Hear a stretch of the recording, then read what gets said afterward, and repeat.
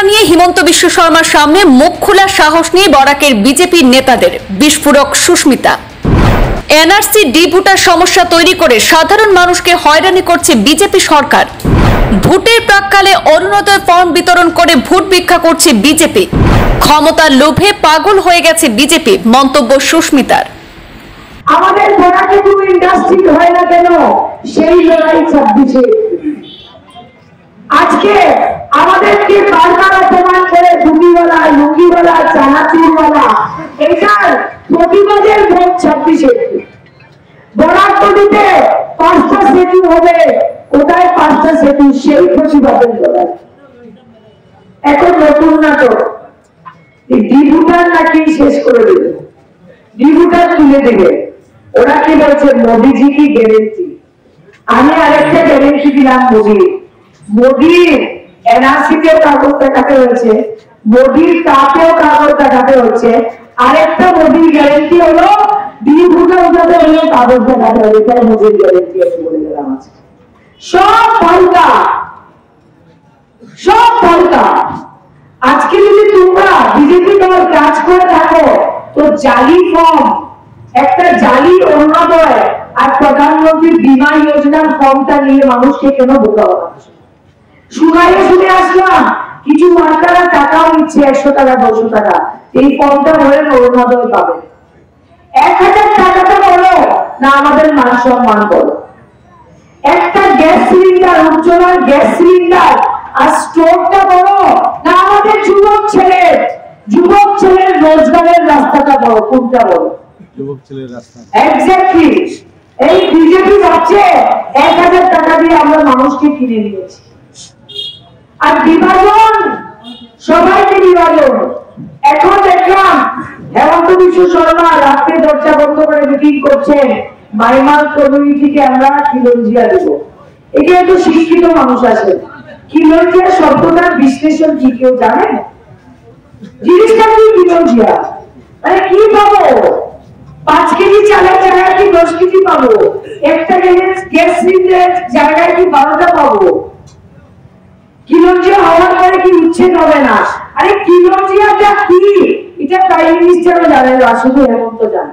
বর্তমান সরকার ক্ষমতায় আসার পর থেকে মসজিদ, মন্দির, জাতি ভেদাভেদের ইস্যু নিয়ে রাজনীতি করছে। বিশেষ করে সংখ্যালঘু মুসলমানদের অধিকার কেড়ে নিয়েছে, ধর্মীয় প্রতিষ্ঠান, মাদ্রাসা বন্ধ করে দিয়েছে। ক্ষমতার লোভে ওরা পাগল হয়ে গেছে। বৃহস্পতিবার কাছাড়ে বড়খলা সমষ্টির ভাঙারপাড়ে তৃণমূল প্রার্থী রাধেশ্যাম বিশ্বাসের প্রচারে এসে এমনই মন্তব্য করলেন রাজ্যসভার সাংসদ সুস্মিতা দেব।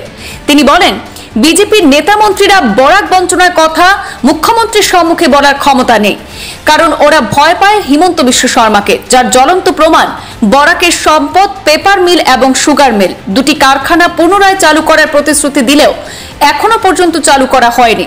তাদের সব ধোঁকাবাজি জনগণ বুঝে গেছে।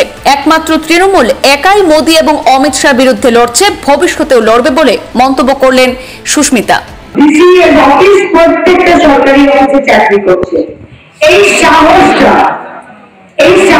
ওদেরকে কে দিয়েছে জানেন? আজকে পেপার মিল বন্ধ হলো, মোদী বলল পেপার মিল খুলবে। আজকে নওগাঁয়ে নতুন ইন্ডাস্ট্রি চলে এসছে, বড়াকে ইন্ডাস্ট্রি না। এই সাহসটা বিজেপিকে কে দিচ্ছে? এই সাহসটা দিচ্ছে বিজেপি 2 জন বড়াকের এমপি আর 6 জন বিজেপি এমএলএ। মুখ খোলার ক্ষমতা নেই ওদের, হেমন্ত সামনে গিয়ে মুখ খোলার ক্ষমতা নেই, বলতে পারবে না বরাকে 2টা সিট কমলো, কেউ মুখ খুলেছে?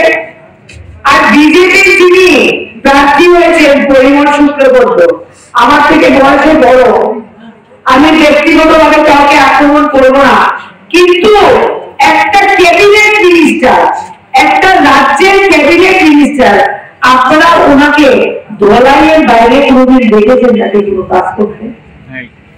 উনি এখানে এসছেন নাকি কোনদিন? আজকে আসো, পার ভাঙিয়ে ভাঙো, আজকে পুলিশের ঝামেলা থাকতে থাকো, পরিমল শুক্লবৈদ্যের কোনো পাত্তা নাই। উনি আসামের মিনিস্টার না, উনি ধলাইয়ের মিনিস্টার। এই পরিমল বাবু যদি ধুলো পার্লামেন্টে যায়, উনি লাস্ট বেঞ্চিতে বসবে। আর রাধেশ্যাম বিশ্বাসকে যদি পার্লামেন্টে বসান, উনি সামনের বেঞ্চিতে দাঁড়িয়ে আপনাদের অধিকারের লড়াই করবে।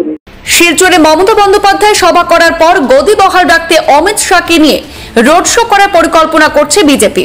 তাদের ওইসব ভাওতাবাজির জবাব দেবে আগামী 26 এপ্রিল। এছাড়াও বিজেপির জনবিরোধীর বিরুদ্ধে তৃণমূল প্রার্থী রাধেশ্যাম বিশ্বাসকে ভোট দেওয়ার আহ্বান জানান সুস্মিতা দেব।